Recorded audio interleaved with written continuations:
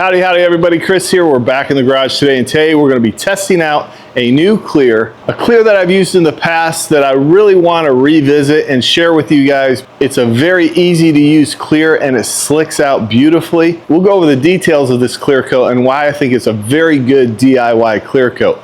We're going to be painting this Toyota Corolla today. We're going to be painting the front bumper cover, and we're going to be blending into both fenders. I'll be walking you through that entire process from prep to paint to clear coat. We'll also be using a new paint gun to me, the Porphis PRD 815. It's their flagship paint gun. We're gonna see how well that gun performs. This is like the third time I've used this gun, but we'll go over all the details of that as well. So let's dig into it. This bumper cover was damaged on this corner. We've got some scratches right here that we're gonna repair. We'll apply some primer to it. We'll prep out this fender for paint. Basically for that, we're gonna use 600 grit sandpaper and sand this smooth, get a good scratch in it so that new paint and new clear coat adheres properly. We're gonna remove all the trim, like this trim here. Darius has already removed the mud flap, and then we're gonna break loose the fender liner. We'll also do the same thing for this fender here, but let me show you the bumper cover. This is an OEM bumper cover from Toyota, and you can see how it's got these nice fine scratches in it. So there's a couple things you want to do when you're prepping out an OEM bumper cover, because these come as raw plastic. There's no primer on these. The first thing is you need to clean this bumper cover really well. They use a mold release agent on these bumpers, and it's like a greasy substance, so you want to use soap and water and wash your new part very thoroughly. Make sure all that residue is removed. The next step is to sand this, and what I like to use is an automotive sanding paste. This is a scuff paste that we got from Transtar. I personally prefer the Bulldog brand, but we were all out of it, so this is what we had on hand. So Darius used this with water and a gray scuff pad to scuff this entire bumper cover, making sure to sand really well on all these cracks and crevices. Now, you're never going to be able to get that sanded perfectly, so what we're going to do is before we apply our sealer to this, we're going to wash this once again with soap and water, and then we're going to apply an adhesion promoter over this entire bumper cover, so any of those areas that didn't get sanded thoroughly are going to be protected with an adhesion promoter that's going to allow that sealer to stick to this bumper properly. But I'll walk you through that entire process when we get to it. Let's go ahead and prep out these fenders and then move on to the next step.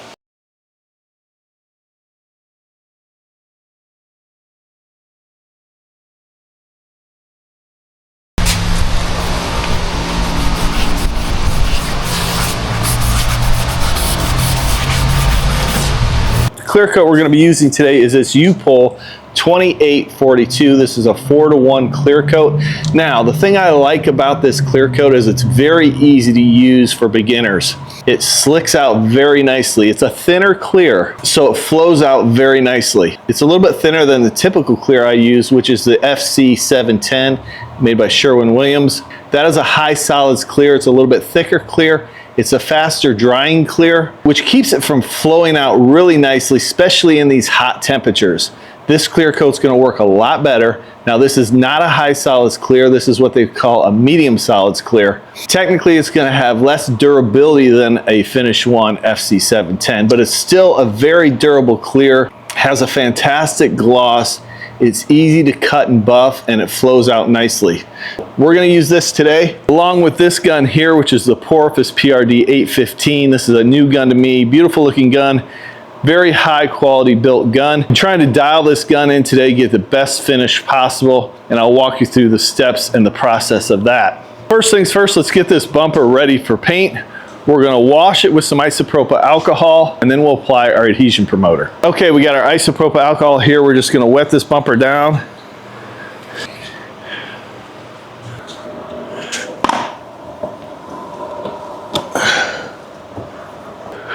Okay, we're going to use a tack cloth to tack this off really quickly. So this is just a tack cloth. It's a little bit sticky cloth, and we just wipe it down lightly to remove any dust particles that remain. Now, you don't want to wipe it too hard with this because you can leave residue on your bumper cover.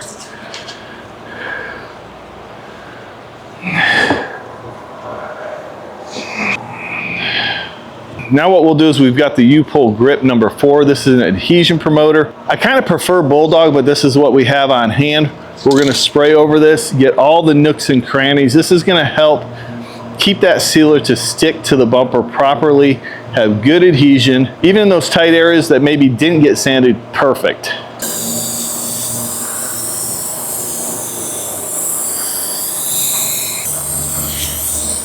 What this does is it's going to soften up this plastic just a little bit and help that sealer to bite just a little bit better.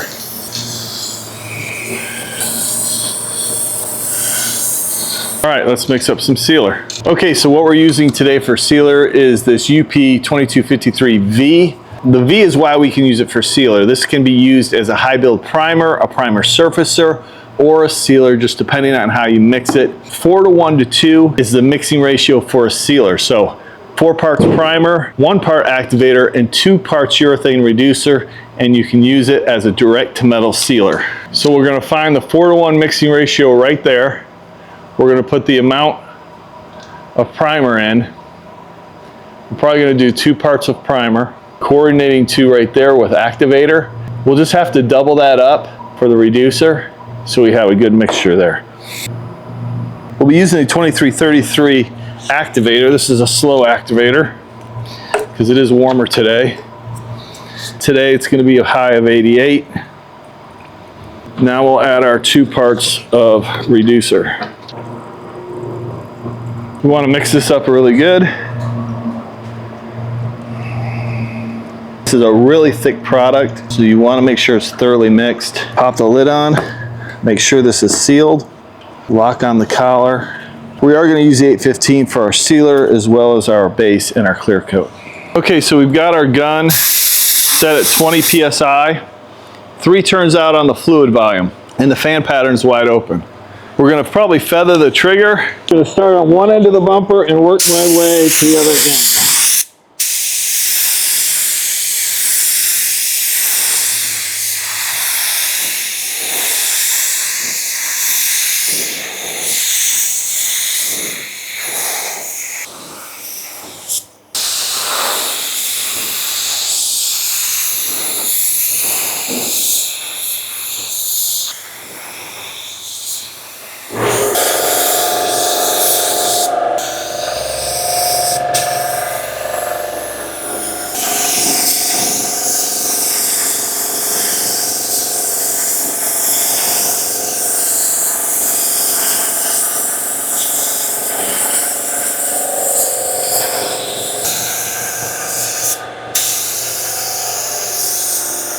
Okay, that looks nice and smooth.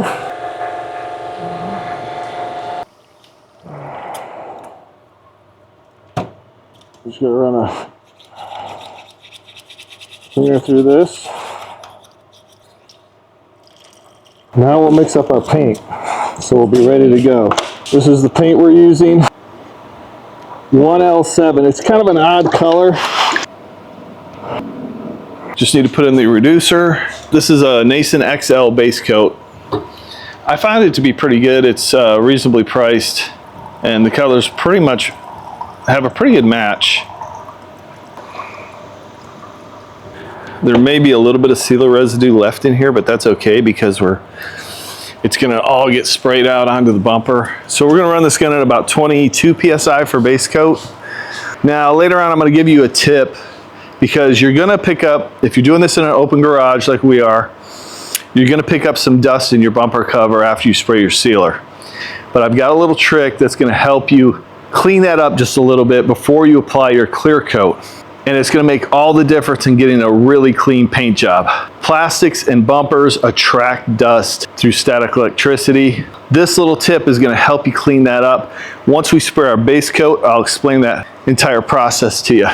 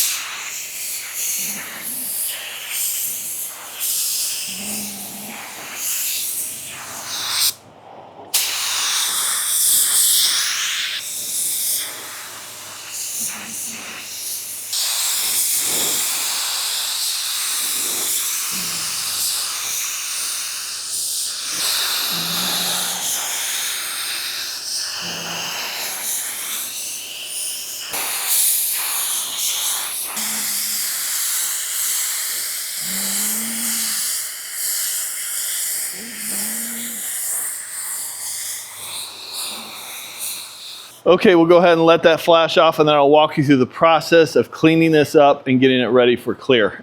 Okay, so what I got here is a little piece of 600 grit sandpaper, and what I want to do is I'm going to look this bumper cover over for any dust particles. So right there is a dust particle. I'm just going to sand that out.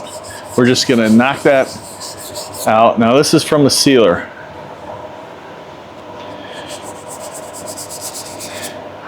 Just going to smooth it out a little bit. I like to do it after base coat because you can see everything just a lot better. I've got dust on my hands. We're going to tack rag this off after we're done. But we're just looking over every little inch of this. Any areas we feel any little particle of dust, we're going to knock it down. You got to let this kind of dry pretty good. So you got to wait about 20 minutes. Make sure this is nice and dry. There's a little particle of dust right there.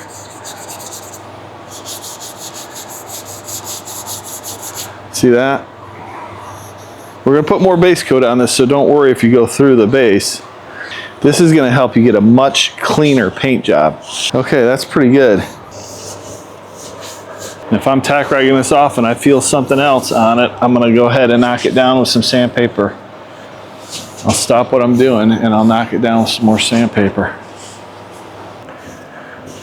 Now, when we go to paint this, I'm going to blow it off with some air. We're going to wash these fenders real quick because after we put our second coat of base on that, we're going to come over here and blend it right here on the edge of this fender.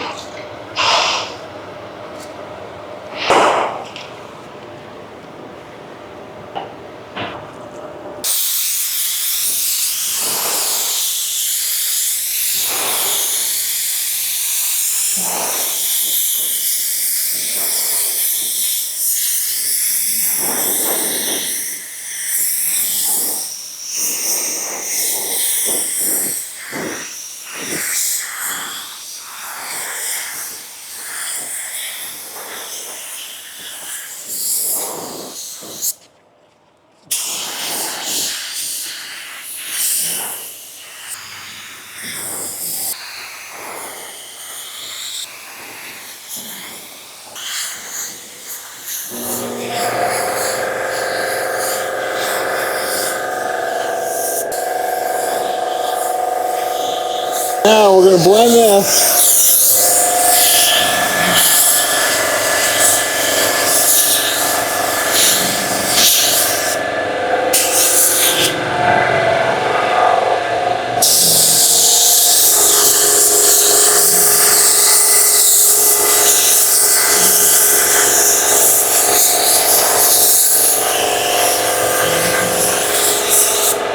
We'll let that flash off.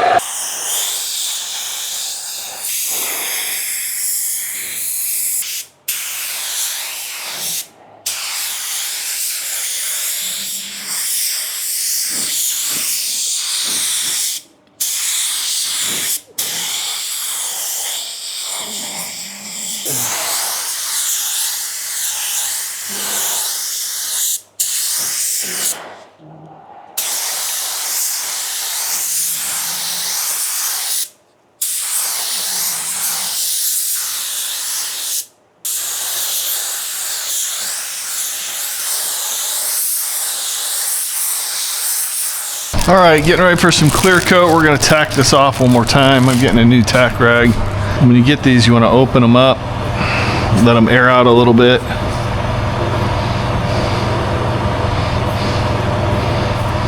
Ball them up, and then we'll just wipe it down.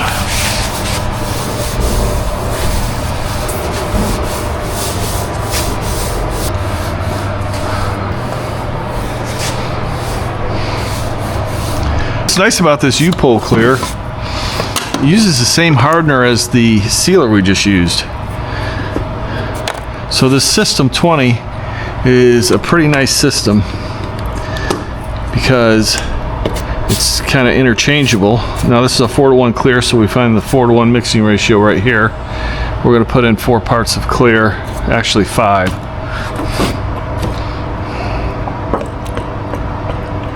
And that should be enough. Now this is a little bit thinner clear, so sometimes you might want to put 3 coats of clear on.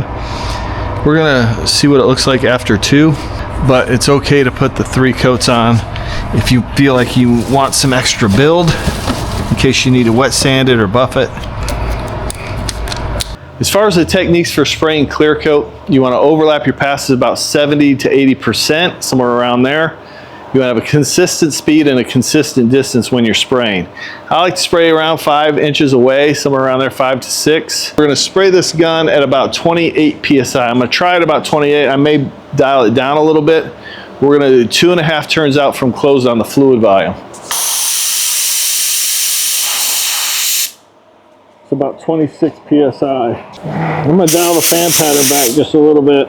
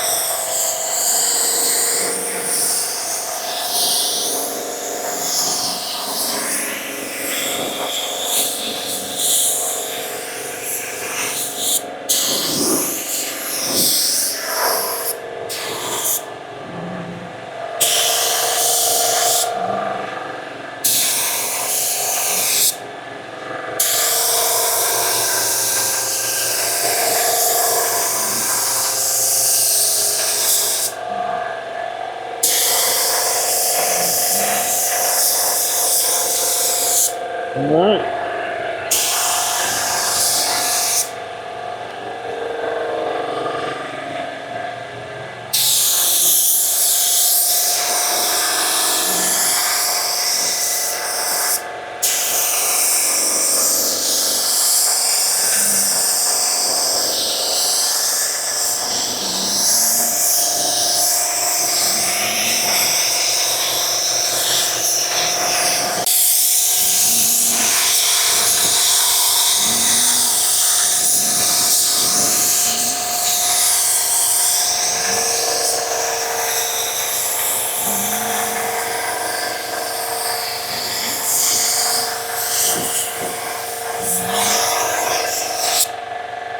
That was pretty nice.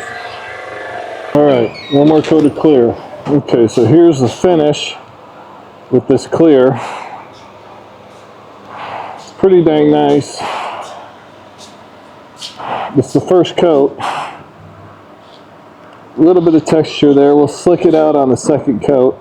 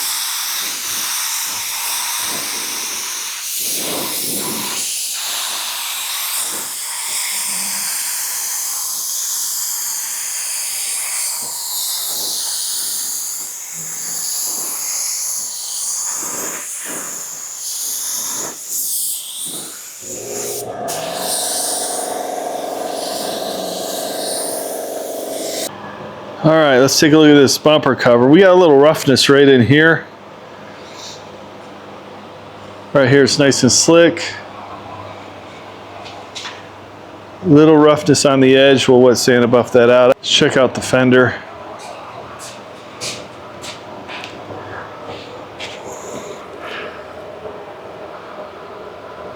Not too bad. It's not as glossy as I would like. I don't know if it's dying back just a little bit.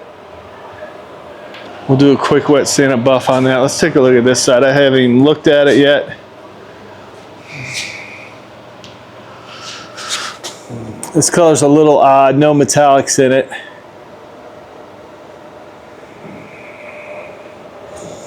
We're gonna let this sit up overnight. We'll come back tomorrow and we'll wet sand and buff this. I may have put the second coat on a little bit quickly, actually. And that might be why it just pinched back a little bit. We'll get it all fixed up. So even though the painting didn't go absolutely perfect, we were able to cut and buff it, and it came out beautifully. This video just goes to show you, you need to be prepared for obstacles and be able to overcome those obstacles. Even if you're dealing with some unforeseen circumstances, something is bound to go wrong. Nothing ever goes perfectly. So let's take a look at this repair.